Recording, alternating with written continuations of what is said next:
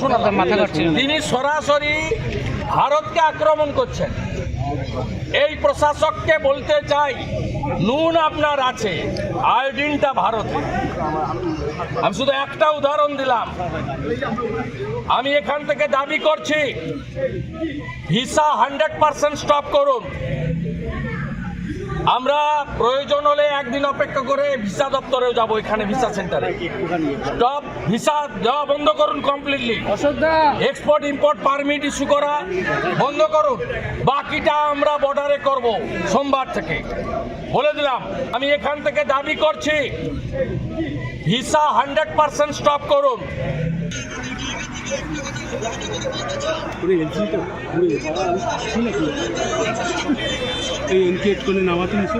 এই নাবালক যারা মন্ত্রীর পদমর্যাদায়, তাদের এই ধরনের ভারত বিরোধী কথা বলা বন্ধ করুন।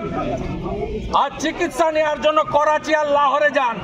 আমাদের প্রত্যেকের সঙ্গে বাংলাদেশের বহু মানুষজনের আত্মীয়তার সম্পর্ক আছে, শুধু আমাদের নয়, কয়েকটি।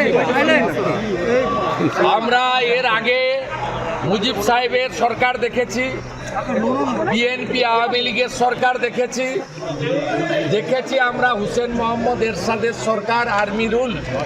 কিন্তু এই ধরনের ভারত বিদ্বেষী কথাবার্তা, ভারত বিদ্বেষী আচরণ, এই রকমের হিন্দু নিধন, হিন্দুদের আস্থার জায়গা মন্দিরকে টার্গেট করা, এইভাবে হিন্দু সনাতনী প্রচারক প্রভুদেরকে মিথ্যা মামলায় জেলে পোরা, এ জিনিস আমরা বিগত দিনে দেখিনি।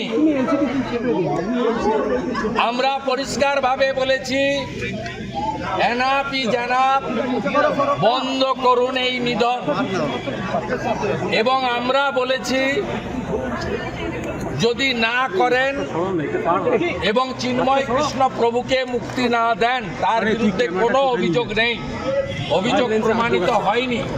তিনি একজন বাংলাদেশের রাষ্ট্রবাদী বৈষ্ণব ভাগবত প্রচারক। তিনি, তার যত বক্তব্য আপনি আমি শুনেছি, তাতে তিনি বাংলাদেশের জাতীয় পতাকাকে কাঁধে নিয়ে সেখানে তিনি মুক্তিযুদ্ধের পক্ষে, আমার মাটি আমার দেশ, বাংলাদেশ ছাড়ছি না ছাড়বো না স্লোগান দিয়েই করেছেন। তাই তাকে যে অপবাদে করা হয়েছে, এটা সম্পূর্ণভাবে তালিবান, আইএস এবং মৌলবাদী শক্তির পদধ্বনি শোনা যাচ্ছে।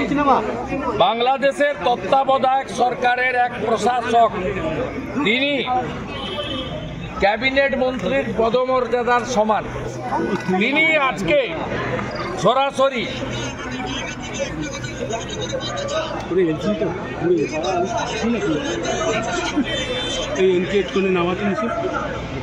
দেখতেই পাচ্ছি।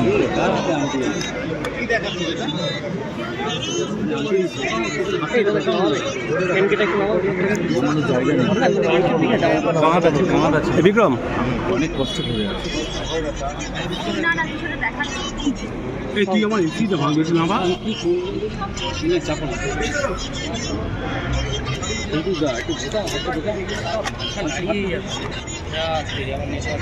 দেখুন, একজন দেশের প্রশাসক, জায়গা নেই কোথায় না, তার দেশে কি হবে আমাদের জানারও দরকার নেই। তিনি একজন জাতীয় মন্ত্রীর পদমর্যাদা সম্পন্ন। তিনি, আমরা শুনিয়েছি, আপনাদেরও শোনাতে মাথা কাটছিল। তিনি সরাসরি ভারতকে আক্রমণ করছেন। এই প্রশাসককে বলতে চাই, নুন আপনার আছে, আয়োডিনটা ভারতে। আমি শুধু একটা উদাহরণ দিলাম।